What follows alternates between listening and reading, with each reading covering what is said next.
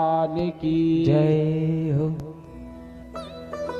इधर सूत जी महाराज सनकादिक 88,000 ऋषियों को कह रहे हैं कि हे ऋषियों, एक बार युधिष्ठिर कहते हैं कि अर्जुन, भगवान को हस्तिनापुर छोड़े कई वर्ष व्यतीत हो गए हैं, कई वर्ष हो गए, और उनके जाने के बाद अभी तक उनका कोई समाचार नहीं प्राप्त हुआ है, उनके बारे में कोई जानकारी नहीं मिली है। इसलिए ऐसा करो, तुम हस्तिनापुर जाओ और भगवान की सारी समाचार लेकर के आओ। तो युधिष्ठिर ने अपने छोटे अनुज को अर्जुन को भेजा है। संप्रस्थिते द्वारिकाया जिष्णो बन्धुदिदृक्षया ज्ञातुं च पुण्यश्लोकस्य कृष्णस्य च विचेष्टितम्। ज्ञातुं च, संपूर्ण जानकारी प्राप्त करने के लिए अर्जुन को आज युधिष्ठिर ने द्वारिका भेजा है। अर्जुन गए हैं,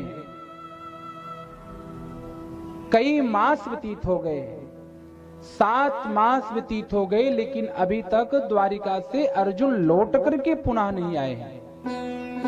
युधिष्ठिर महाराज की चिंता बढ़ती जा रही है, बड़े दुखी होते जा रहे हैं कि अर्जुन को गए हुए 7 मास हो गए, लेकिन अभी तक अर्जुन लौट करके नहीं आए हैं। क्या कारण है?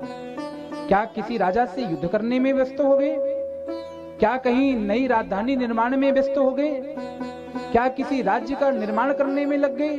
क्या कारण हो सकता है कि इतना समय व्यतीत हो गया और अभी तक आए नहीं?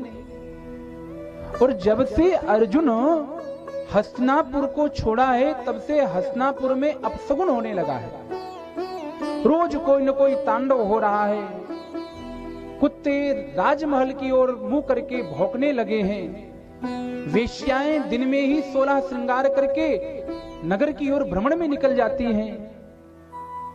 युधिष्ठिर कहते हैं कि मेरे बाम अंग पता नहीं क्यों फड़क रहा है, गौओं ने दुग्ध देना बंद कर दिया है, सूर्य की रोशनी भी मलिन होती जा रही है, ऐसा क्या कारण है?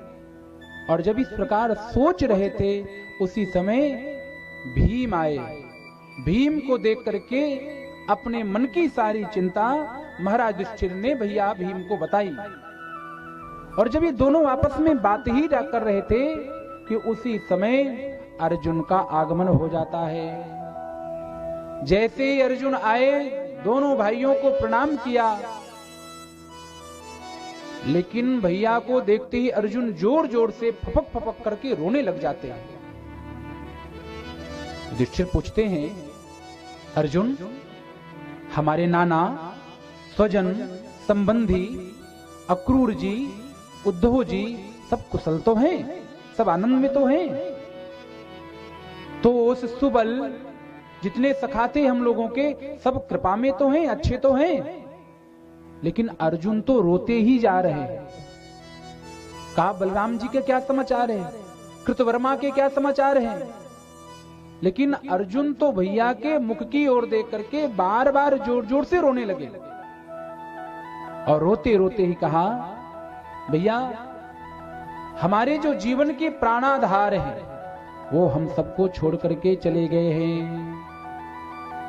भैया, जिनकी कृपा से मैंने द्रुपद पुत्री द्रौपदी को स्वयंवर वर में प्राप्त किया था, अब उनकी कृपा हमको नहीं मिलने वाली।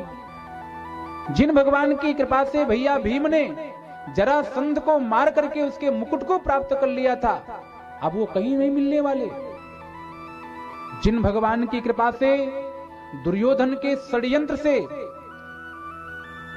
जब महर्षि दुर्वासा आए अपने 16,000 शिष्यों के साथ, उस समय भी भगवान को चिंता हुई हमारी और हमारे ऊपर कृपा की थी, अब वो भगवान की कृपा हमको मिलने वाली नहीं है। भैया, जिनकी कृपा से जब मैं इंद्रपुरी गया था, तो इंद्र भी अपने सिंहासन से खड़ा होकर के मुझे अपना सिंहासन प्रदान किया था, ऐसे भगवान का